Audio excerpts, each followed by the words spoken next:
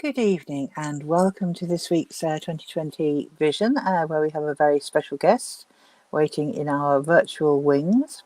But just before we get on to talking about other matters, we just give our usual update on the situation in Tower Hamlets and the industrial dispute at Tower Hamlets Council. And we're going to surprise you all, because we're going to say, and you can see it on the East London News website, well done, John Biggs. Exciting news coming out of the Town Hall from Tower Hamlets Unison. John Biggs has responded to Dave Prentice's letter sent some weeks ago and has agreed to have a further meeting with the unions. So all we can say is, come on, John, you can do it. This is some true leadership here. So go and snatch a solution to this dispute from the jaws of delay and let's get on with running the council. So well done, John, and we hope for good news by next week. Now, that's quite enough of that, and we're now going to go on to welcome our guest, who is Mish Rahman, who joins us from what to those of us in East London we think of as a foreign country. Hi, Mish, how are you doing? I'm very well, Jenny. How are you? Oh no, I never ask. I'm never well. I'm always grumpy.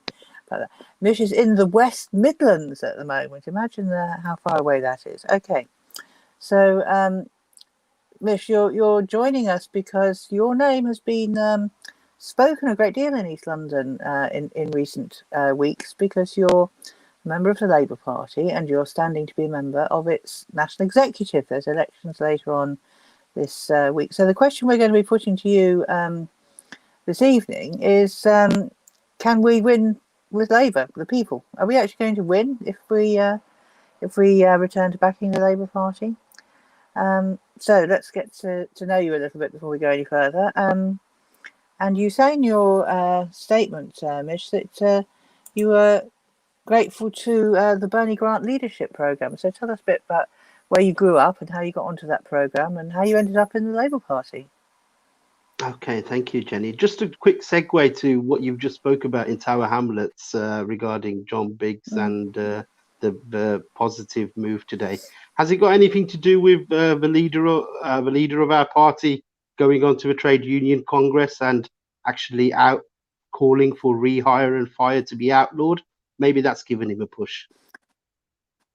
We hope so. We can only hope. Great. So I'm Mish Rahman, and I was born in Walsall, which is where I live. I've always lived in Walsall. I can't imagine living anywhere else in the world. Walsall's such a lovely place in the West Midlands, in the heart of the Black Country. And I come from a Bangladeshi background, and as a Bangladeshi third generation, because my grandfather came to the UK in the late 50s and moved to Walsall in about 1960. And my father came to the country in 1969, 1970. And I was born here in 1979. So we've got 3 generations of family in Walsall, but never ever in Walsall have the Bangladeshi community ever been represented in any kind of local authority or any kind of political position within Walsall. And that was a bugbear of. Is that still the situation today? There's no local. That is still the situation. There's never been any Bangladeshi local representative.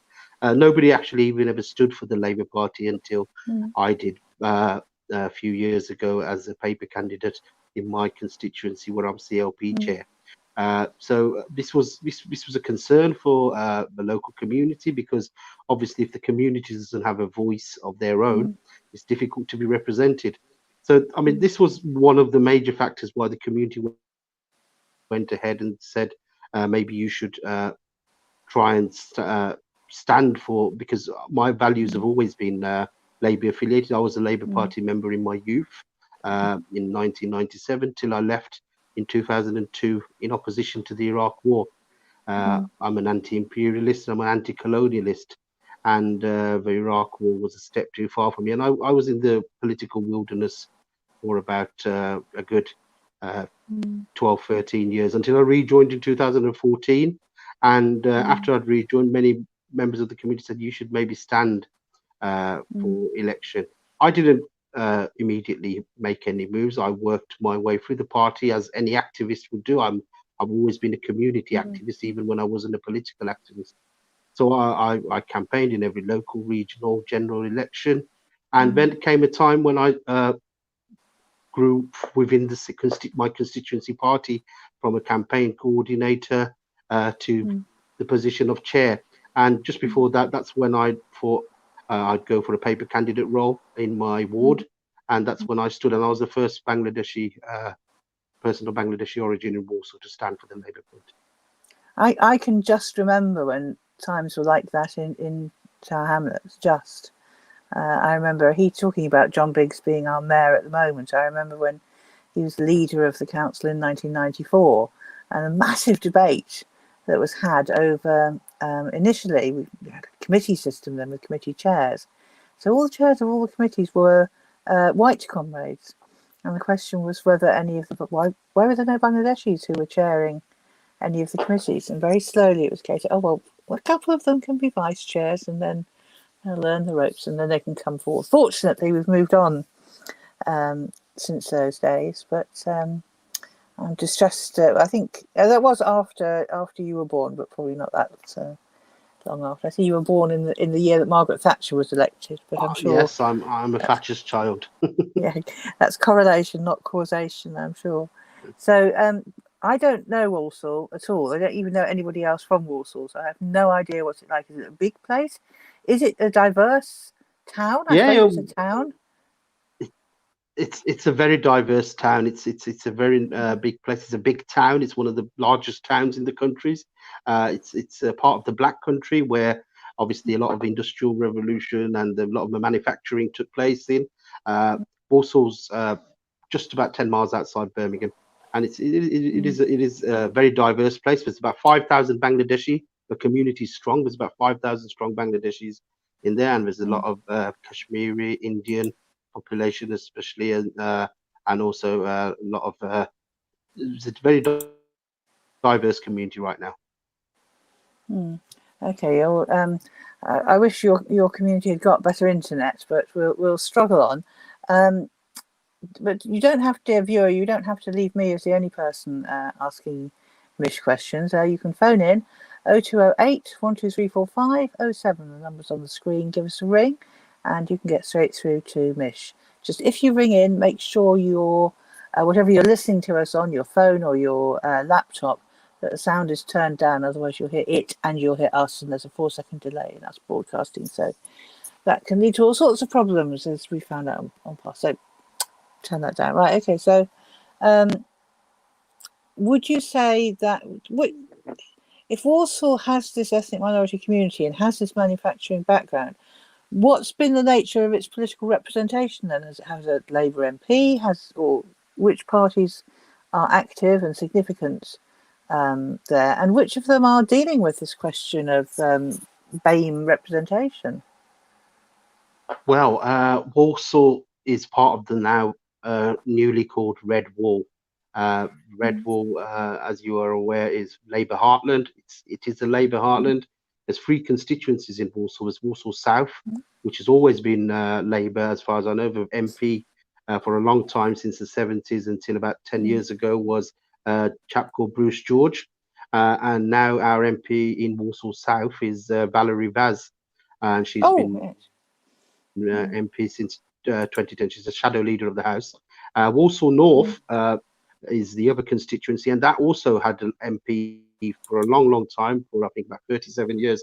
The gentleman's name was David Winnick, and unfortunately in 2017 we lost that seat in the now post-Brexit election of 2017.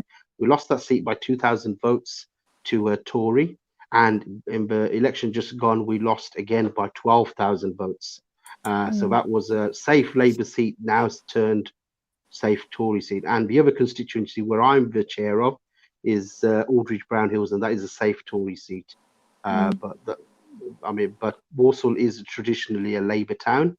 The diversity within the council is, at the moment, it's a Tory council, and it has been for a long time. Labour have been in power the odd occasion.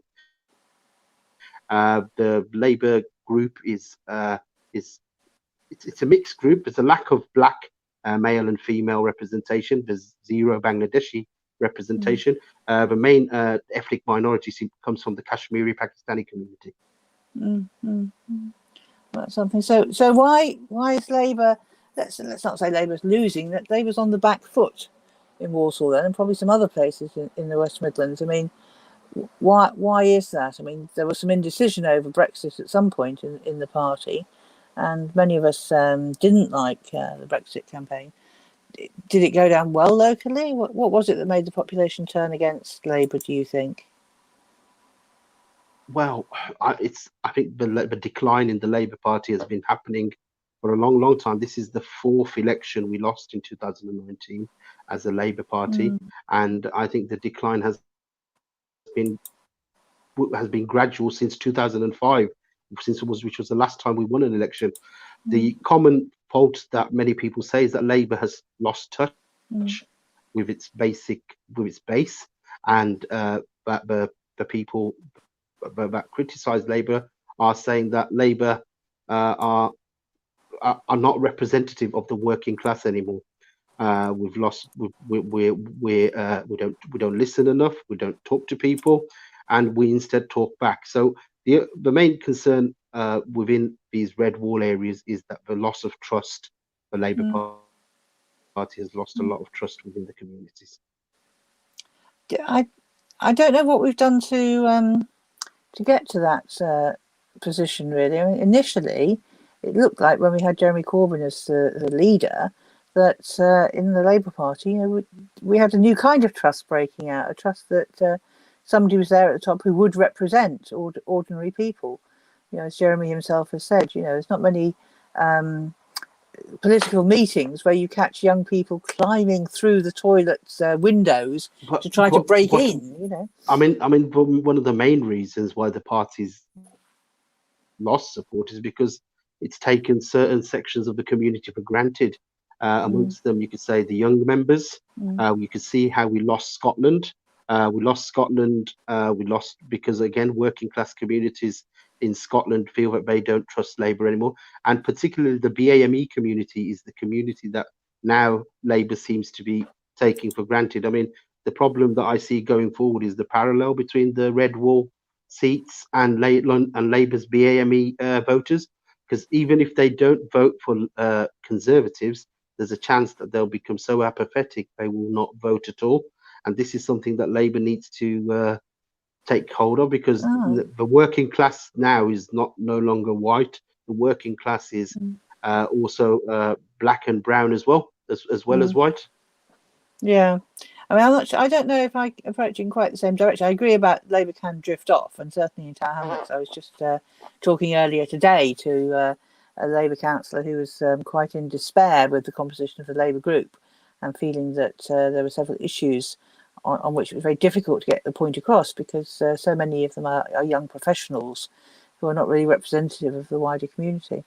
But I always thought Labour sort of began losing it in Scotland because of devolution, and not being prepared to sort of back independence as a logical sort of next step. And it was the main you're right. Devolution was good, because devolution means the less centralised power, the better. However, the problem I think where Labour really lost the trust in Scotland was when for the Labour it's a Better Together campaign, I think it was called, when Labour and the Conservatives together campaigned against independence, and that's when Labour really lost their goodwill, because when they went back for the 2015 elections, those places where Labour used to weigh their votes, those votes didn't carry anymore, and there was reports of good activists being chased down the streets by voters because they didn't trust them anymore.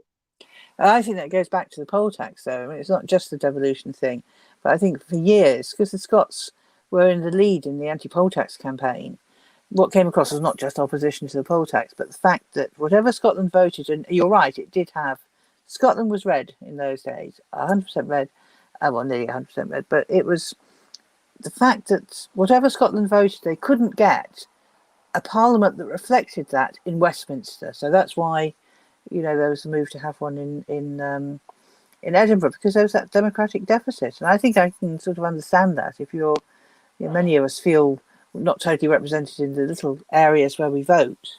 But if you're a whole nation and you can't get representation, then that must be particularly frustrating and drive people to the nationalist cause. And I think that's still in the popular memory.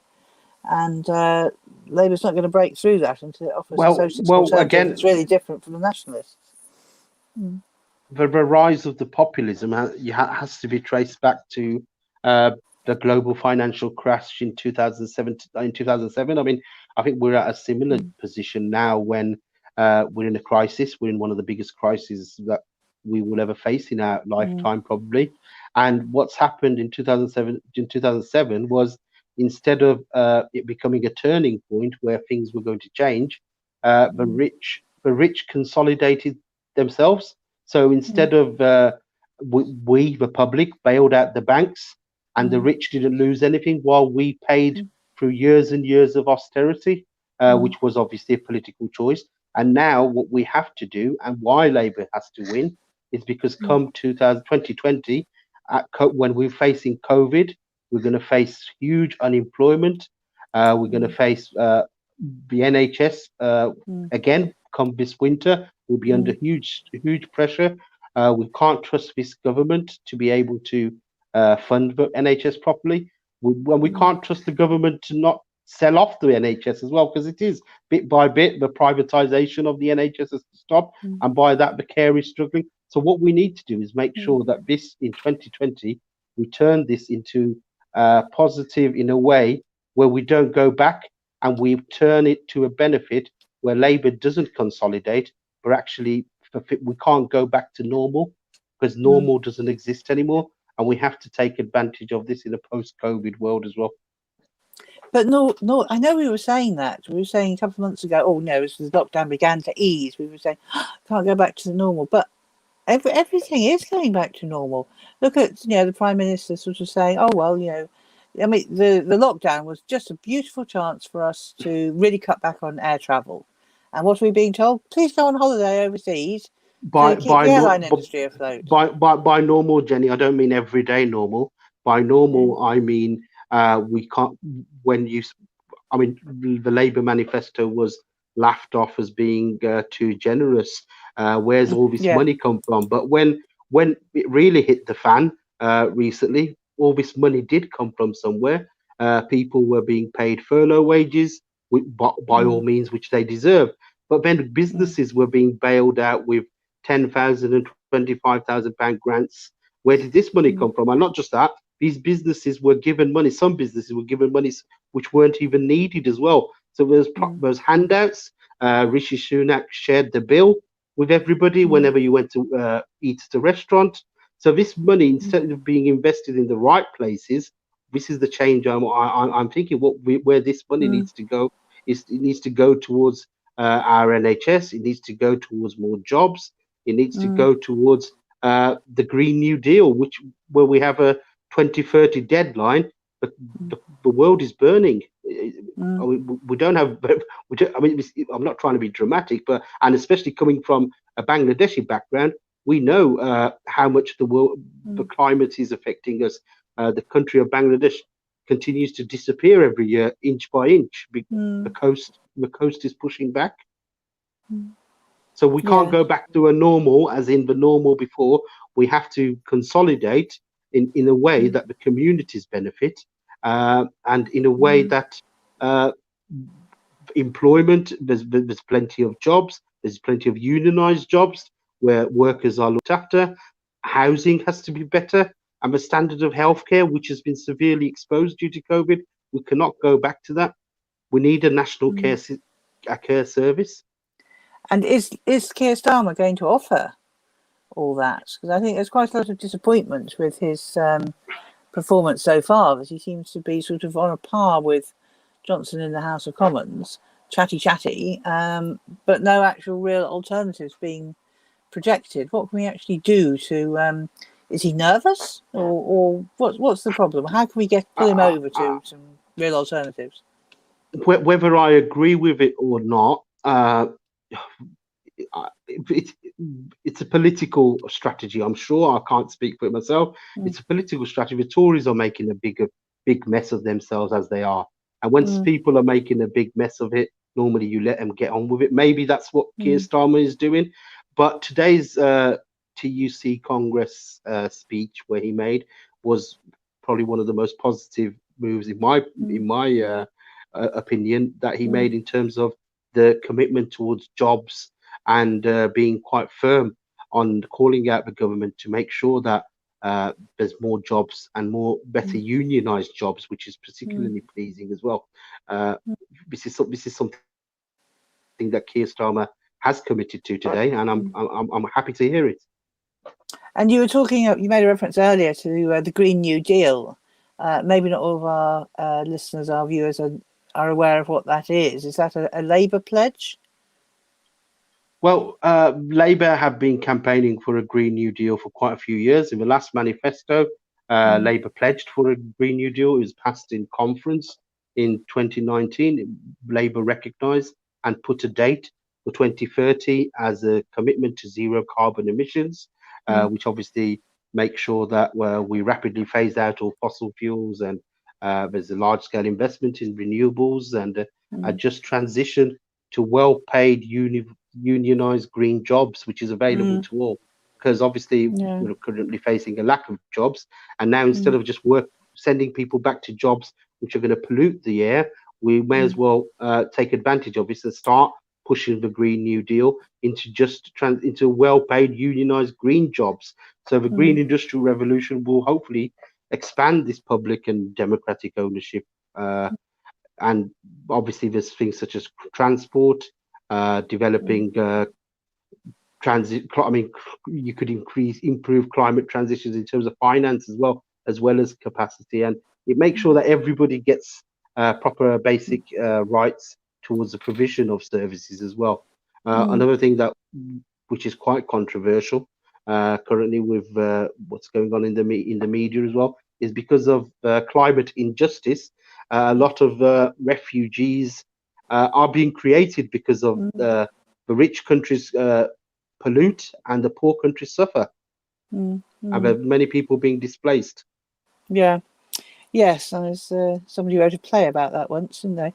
Um, so if we're looking for Labour to argue for a job creation programme, perhaps, I mean, there's one sort of degree of similarity between East London and the Midlands, which is regeneration through sport, I suppose.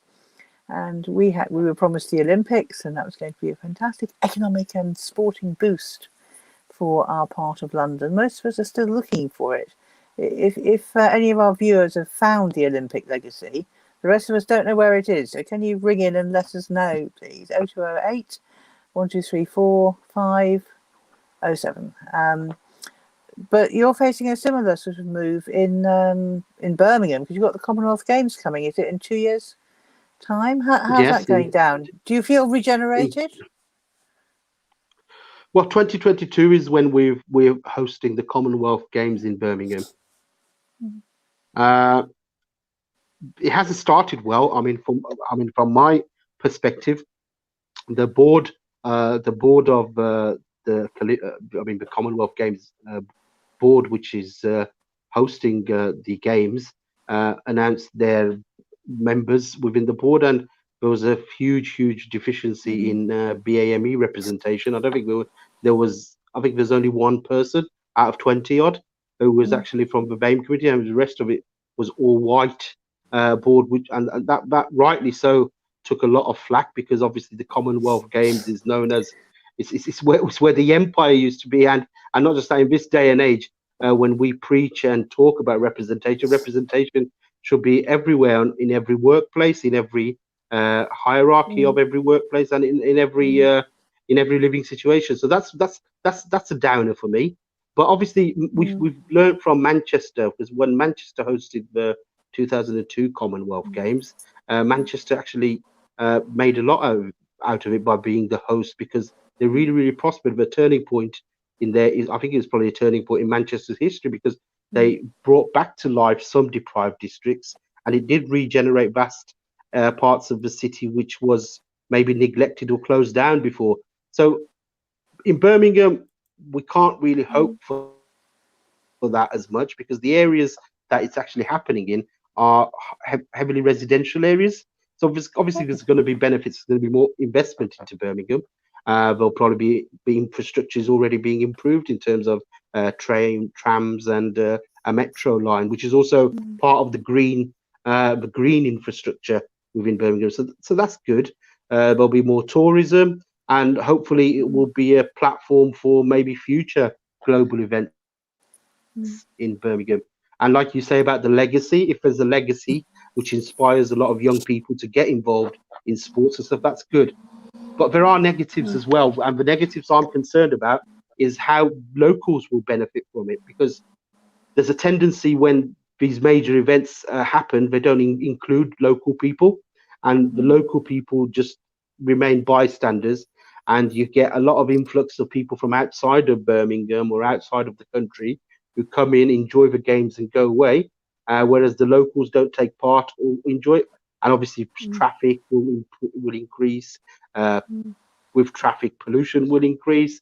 The the the remainder after the games will be also taken back by the community. Hopefully, some businesses will do well, but then obviously the negative impact is there as well. I mean, accommodation will be overinflated, and then the people that are remaining within the towns and within the vicinity of the stadiums will be the ones who either benefit or suffer.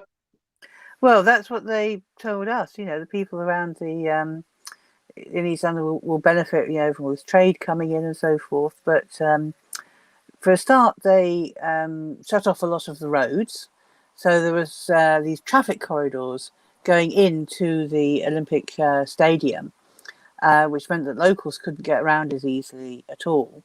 And we were actually made to feel quite unwelcome in our own space, because we were encouraged, really, oh, there's going to be so much traffic and so much coming and going from the Olympics. You won't, be able to go anywhere. So why don't you all go on holiday to Paris? That's quite empty, going to be quite empty this fortnight. That's all basically well, it's a capitalist project, and so when I see from 2012 London the benefits, because I do remember going to the Olympics. I think I went to the Paralympics as well, and I remember going to the Olympic Village and seeing for myself. So what I saw was Stratford was regenerated. You've got a brand new spanking shopping centre, which is there to stay. You've got a stadium which the government gave away to a local football club who picked it up for next to nothing.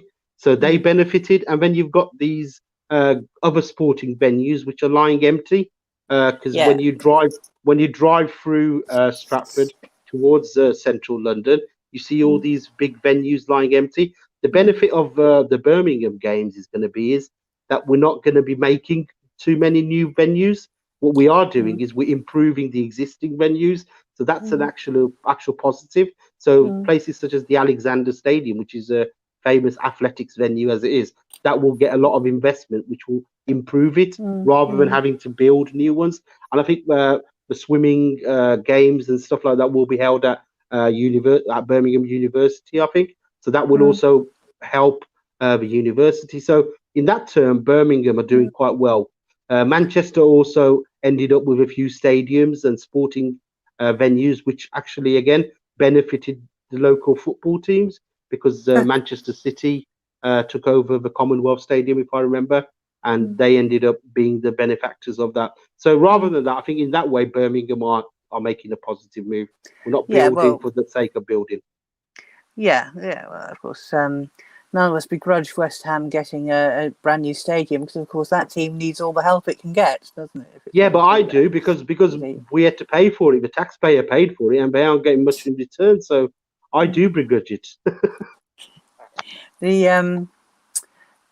Olympic. You mentioned that you saw the Olympic Village, and obviously, it's a great thing. A lot of that went to local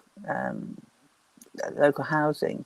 Guess how many housing units, hamlets benefited Well, I know from? because I have a relative who lives in the Olympic Village, and I was shocked at the prices that they paid. It's not affordable housing, and that is also so. Again, the legacy there is misleading. If it was affordable housing, then obviously it would be a benefit. But these people can't afford it. I mean, we're talking high rent value going there. Well, there was a great song and dance locally, and this is for you to take back to Birmingham, about how we were going to have social housing, a proportion, but it was going to be mixed because we were also having a private rented sector, wasn't that lovely, and some places that could be bought.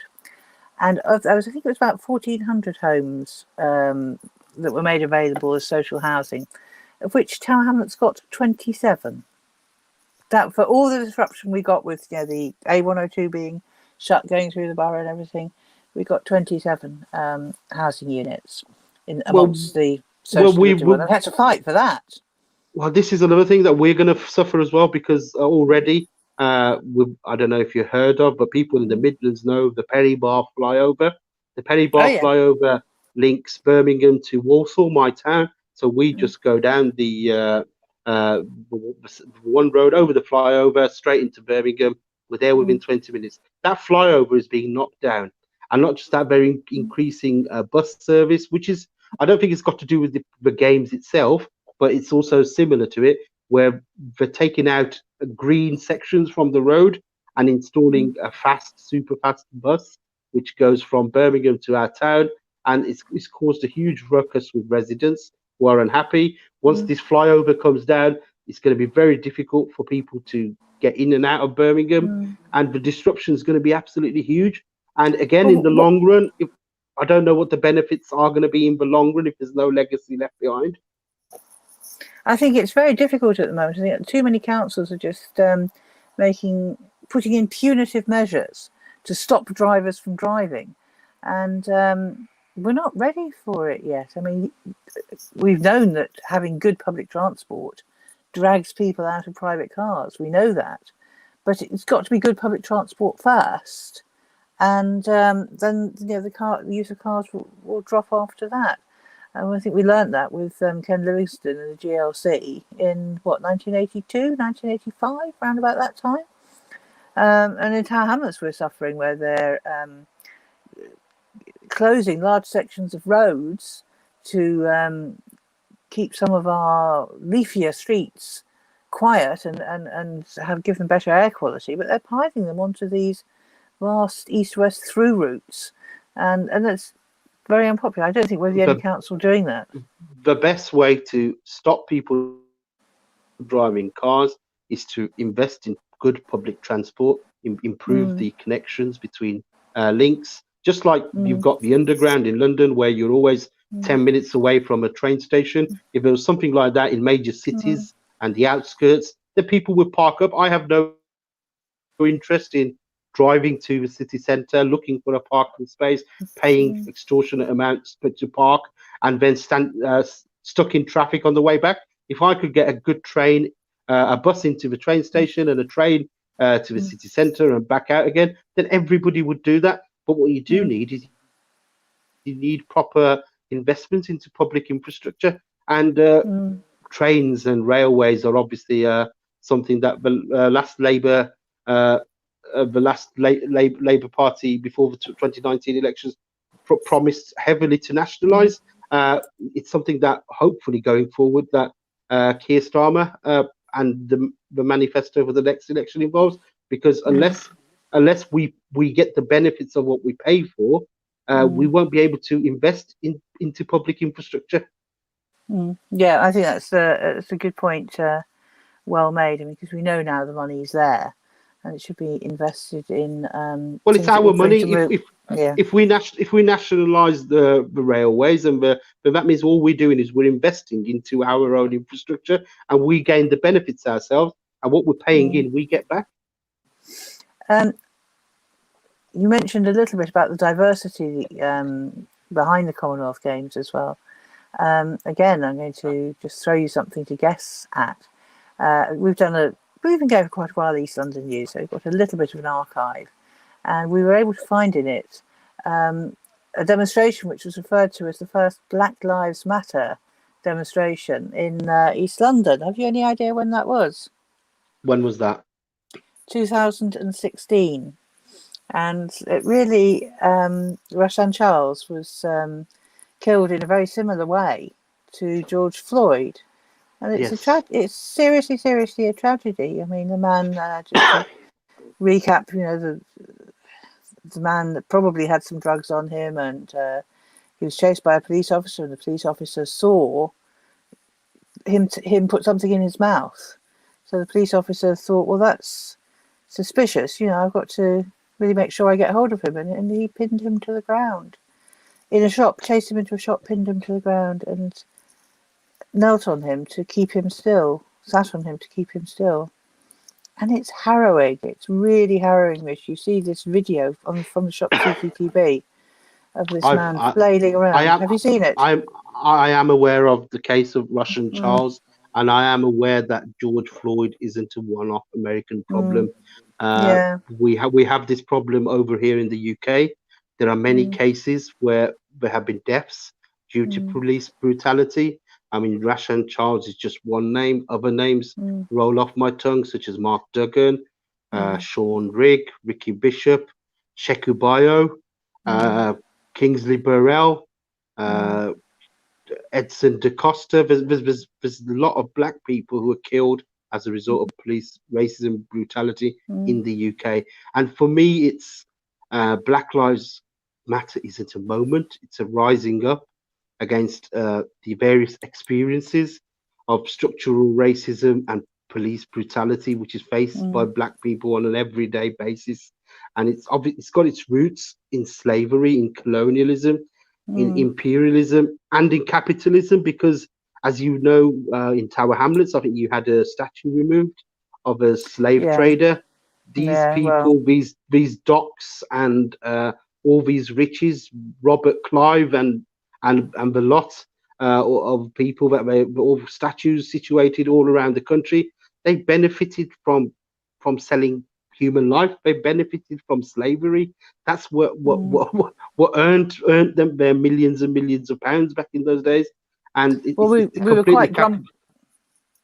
We were a bit grumpy about the removal of that statue. We were very pleased that it went, but we do have to point out that it did take some local youth to go to decorate it very respectfully. We're probably the only borough where our radical youth decorated the statue of a slave owner in cardboard, which could be removed afterwards, pointing out that he was a slave owner. But the bottom line, Jenny, is it's structural racism, and structural racism is just that. It's structural. And unless you're willing to address these structures, we're going to achieve very little. And it's an anti-racist society, is the one in which the power rests with the people. So we've got to end this by... Sorry. The point we were cross about was that the mayor found it very easy to take the statue down, but at the same time, he was sacking a majority black workforce. That was the point that got us. That we wanted to see his practice improve as well as the relatively easy action. Because I mean, you've come up with a lot of names of people who've suffered from police brutality and the like. But we were talking just before we came on air about 1985 and the Brixton riots and that, and of course they were begun with the police shooting Sherry Gross. So, it really, really goes back, and it really saddens me the way that people are sort of jumping on a bandwagon now and say, oh, look, I'm terribly anti-racist. I've got a book about it. And people, will quote you 2 or 3 books that have been written, and that's fine. Don't mind about people writing and reading books.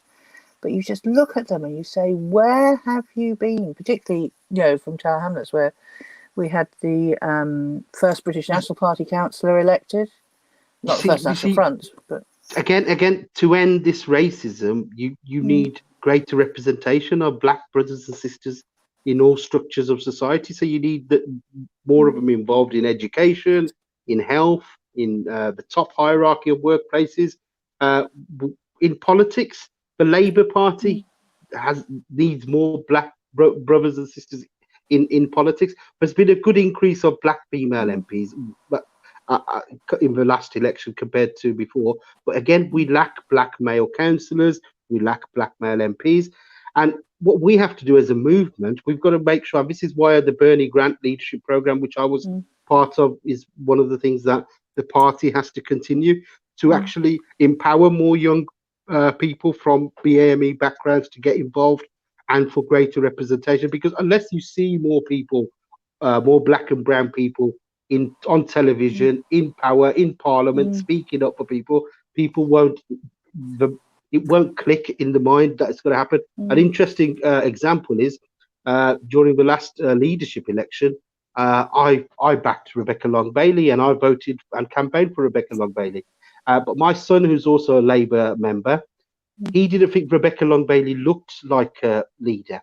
Now, mm, obviously, he's only 15, and he's obviously just starting his political journey and thinking. But my question to him is, why doesn't she look like a political leader to you? He couldn't mm, answer. But the reason for him it didn't look like political leaders because he hasn't seen any female political leaders leading the Labour Party. If he saw one or two, then he mm, wouldn't have this unconscious bias. So what we mm, do need to do is we need to make sure that more black and brown people are standing for leadership positions, and that's exactly why mm, I've decided to stand as well. Because I don't want mm, somebody to come when I ask why haven't other black and brown people stood, and when I ask mm, my comrades in the party, why haven't you taken applications or why haven't you chosen a black or brown candidate? Their answer would be, why haven't they applied? So just so they don't ask me that question, mm, that's why I put my application forward and said, mm, I'm standing for it. I'll apply for it. mm, And that's why I did, because mm, we don't want the reasons. And that's why we need people, a greater pool of people to apply. mm, And we need to empower them and train them to mm. actually get into leadership positions. Yeah, well, I've got 2 points to make about that. One is I'm quite involved, or have been quite involved in the tenants movement in Tower Hamlets, and I get all Acorn, sorts. Yeah, is it I get Acorn all. or? No. In the Tenants and Residents Oh, Association across the borough, and also people come up to me and say, "Oh, Jen, we can't get any Bangladeshi people. There's got loads on the estate, but they won't come forward and stand on the committee." And I said, "Well, have you been really welcoming and gone out and spoken to them about the role they could play in the?" Oh, no, we'll give that a try. And then there's a real change after a couple of years of that kind of approach. People coming up and saying, "Jen, we've got a couple of Bangladeshi people elected, but do you know what? They've gone again. They've not." And you have to say to them, "Well, when they were elected, did you ever at any point in your meeting say, well, Mr. Rahman or Ms. Begum or whoever it was, what does the Bangladeshi population on the estate think about this? Have you got anything you'd like to say about how did you anything actually to try to include them in, or did you just make them sit there and listen to what you were saying anyway?" And there's a bit of we haven't made a breakthrough yet, but on the ground, you've got to just take those extra measures, haven't you? It's a long process, well, and it is, and as you are mm, right, there was a time when there was a lot of token representation, so mm, people were parachuted in because their mm, face fits or it ticks that certain box. Those days are gone mm, now. There's people within every ethnic minority group, yeah, every liberation group, where people are mm, very, very capable and mm, worthy of leadership on yes, different levels, be it in local, yeah, regional, national level. And we have to make yeah, sure that all these people from different minority groups, they're also mm, encouraged to attend, and we've got to give them the mm, tools yeah, to be able to encourage it. Because I myself am a product of political education. The mm. Bernie Grant Leadership Program Yeah. Well, was what is that, Mish? so basically it's Jeremy Corbyn and Dawn Butler in her role as Mm, Shadow Equalities Minister. They recognise there was a need for greater political education for Black and minority ethnic uh, mm, members of the party, and mm. they set up this Bernie Grant Leadership Program, which is a similar to the sister training program for the Joe Oh Cox yeah. sisters, so Mm, which is for greater women mm, representation mm, within the party, which has been a great success because mm, the Labour Party now has more women MPs than male MPs, and mm, just like that, to increase BAME representation, the Bernie Grant Leadership Program started, and I mm, think there was hundreds of applicants for the first one, and I was lucky to be one of the first mm, 50 graduates of the program, and that's when my eyes opened because I was there with another 49 uh, young black and brown comrades uh, mm, who were exceptionally talented, every single one of them, and they will all go on to be whatever they want to be, and it just inspired me that look, I can do this just as mm, can any other. And then my union Unite. their political school, which I went through as well. It just gave you the confidence to be able to apply and put yourself forward, and that you shouldn't be afraid of anything. There's no barrier if you've got the confidence, and we've got the ability. There's no doubt about that. We just need the confidence to go on, make a move. Yeah. Yes, I mean, I think most Labour Party, well, not most Labour Party, but some Labour Party members would say how important the trade unions are.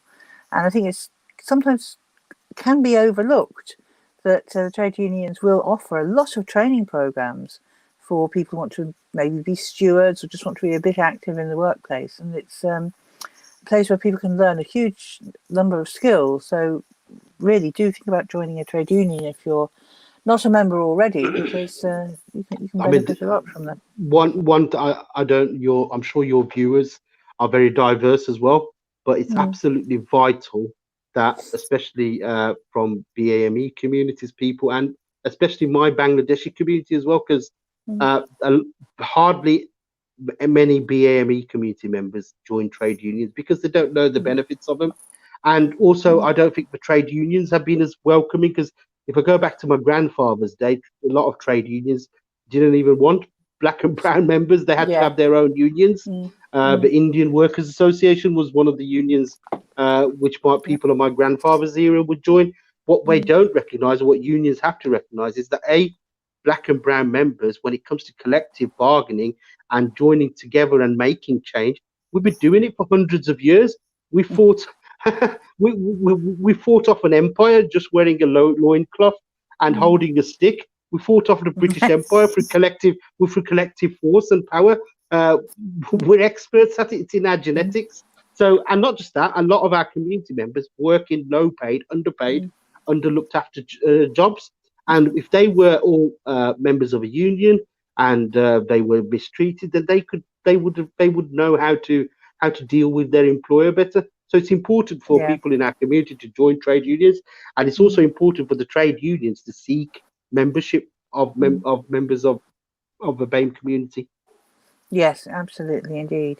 I mean, we've suffered quite a lot in Tower Hamlets from the National Labour Party sometimes feeling that they knew better than us, and sometimes candidates who've been the choice of the members in Tower Hamlets have been sidelined in interventions from the National Party. We had a long period of time, I think it must have been nearly 2 decades, when the Labour Party members in Tower Hamlets were not allowed to choose their candidates for local government elections. We could choose them for national elections or Europe elections, but not local government. We never did get to the bottom of that, but never mind. Hopefully we're over that now, and there'll be fair and free selections in the future.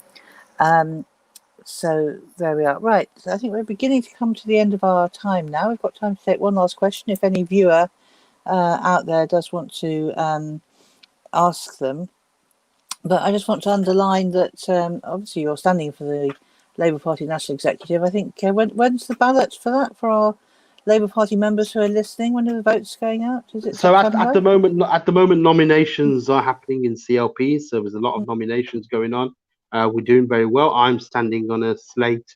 It's called the Grassroots Voice. It's part of the Centre Left Grassroots Alliance.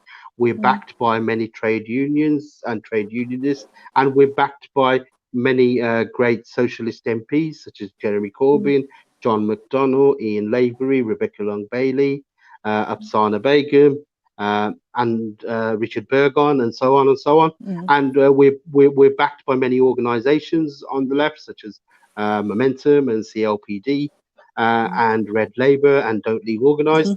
And the Grassroots Voice slate and team members are myself, Yasmin Dar, who's also already on the NEC. She's the chair of disputes for the Labour Party, Anne Henderson, who's the chair of equalities on the Labour Party NEC, and we've got Laura Pidcock, who's obviously former MP in Durham, and we've got Gemma Bolton, and we've got Nadia Jama. We've got a great team of grassroots activists who are all based in the grassroots. Their roots are from the grassroots, and I think we will represent, if elected, the grassroots properly on the NEC, because the NEC is the highest governing body of the Labour Party. It's where most of the decisions are made in terms of election fighting capabilities and disputes, and also selections, how we represent our party. And our members need an input into how the Labour Party goes forward. It's a crucial time. We're still 4 years away from an election, but now is the time when we start putting these wheels into motion. And this National Executive Committee election is very important. I'm very privileged, as we've been talking about, being Bangladeshi. If elected, I would be the first ever Bangladeshi to be elected onto the National Executive Committee, which is again would be an honour and something to be proud of for me and my community as well. So if you were elected, Mish, would you come and visit us in Tower Hamlets? I mean, assuming that we can actually have in-person meetings? I've already come a couple of times during the campaign to Tower Hamlets to visit relatives and to visit friends, and I'm happy to come to Tower Hamlets at the drop of a hat anytime. Yeah, so we shall find a hat. We shall find a hat, Mish, and we will drop it. I think you can be assured of that. Thank you so much for coming on today. It's been a pleasure to talk to you about politics in general, and hopefully you'll come back on 2020 at some point and give us your political views on the issues of the day again. Look, we've gone through a whole show and we haven't even mentioned COVID. There's so much more that we could have spoken about, but nonetheless we did what we did. So at this point I'd like to say thank you very much. Mish, I have actually written down a few. We usually do the East London News headlines on the programme as well, and I just want to have a couple of words on that.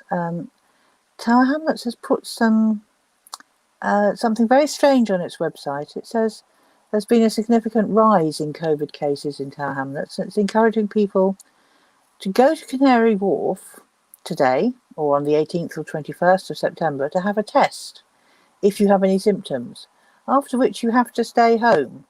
So if I were you in Tower Hamlets, I'd probably stay away from Canary Wharf, because a lot of people who've probably got COVID are going to be going there before they go follow the advice to stay home. I don't understand this at all. But apparently that's what's going on. While Newham and Hackney are both talking a great deal about homes. Hackney is promising 600, just agreed, in fact, last week, another 600 new homes in Woodbury Down, which I'm sure Woodbury Down needs. And what I thought was interesting from Newham was a really neat statistic. They calculate that 9,000 council homes were lost under right to buy over the last 20 years.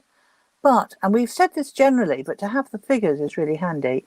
Of the 9,000 homes that were sold under right to buy, 50% of them are now being let out on the private market. So that's what we've been complaining about, losing council homes that are then let out by people rich enough to buy them up and act as new private landlords. So there's a scandal there that we need to dig up at some point. But Newham has promised another 1,000 new homes for social rent by 2022. So we all look forward to that. Good. As I said, thank you very much, Mish, for joining, and we'll let you go now. And I'll sign off as well. Thank you, dear viewer, for watching us this evening. Come back next week where we'll have another topic to tackle, possibly one a little closer than what's going on in Walsall. But thank you for the insight, Mish. Good night, Mish, and good night to our viewers. Thank you, Jennifer, and it's been a pleasure. It's nice seeing you. And you.